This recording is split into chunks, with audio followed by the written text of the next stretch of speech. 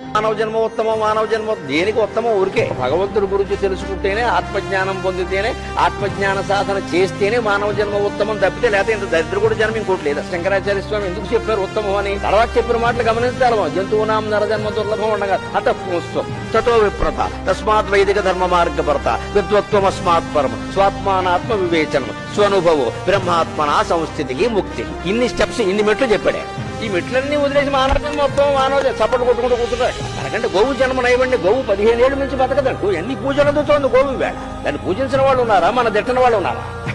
దేవుడు గొప్ప మంది ఇక్కడ. అది పాలిచ్చింది, మనం విషం ఇచ్చాం. ఇక్కడ అది గడ్డి తిని పాలిచ్చింది, మనం పాలు దాకి విషం ఎక్కాం.